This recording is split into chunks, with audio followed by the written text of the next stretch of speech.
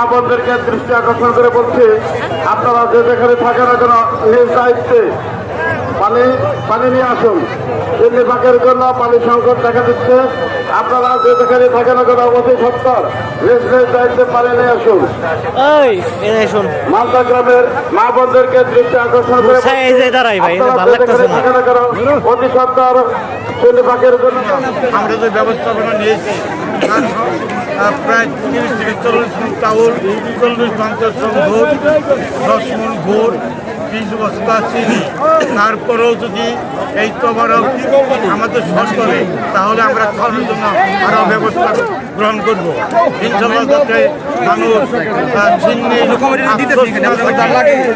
খাওয়ার আফসোস যাতে না থাকে সেই আফসোসটা আমরা পূরণ করবো ইনশাল্লাহ। এখানে লক্ষাধিক মানুষের সমাগম হবে। এটা অগণিত জনতার বালিরটেক থেকে এই পর্যন্ত এখানে আসার কোনো রাস্তা তারা পাচ্ছে না।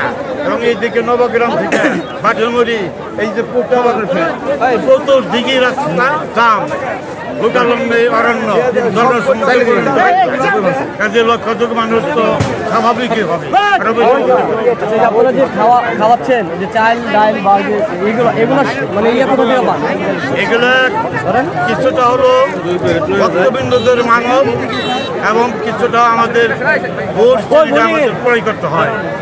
চাউলটাও অনেক সময় মানুষের চাউল 50 হয়ে যায়, আবার কোনো বছর যদি না হয়। আমাদের গ্রামবাসী আমরা আমরা এই শূন্য বলকে এক পোয়া এবং এই পারিবারিক গোষ্ঠীর যারা লোক পরিবার আছে তারা আধা কেজি এইভাবে আমরা চালটা ম্যানেজ করি। তারপরও মানুষের চাউল থাকে ইনশাল্লাহ ঘাটতে পারে।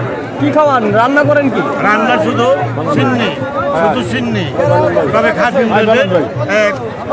জন্য ভালো মতো কাজ করার জন্য খিচুড়ির ব্যবস্থা সেটা উপরে, আর সাধারণ মানুষের জন্য সিন্নি আসছে। বাঁচতে ভালো আছে ভাই।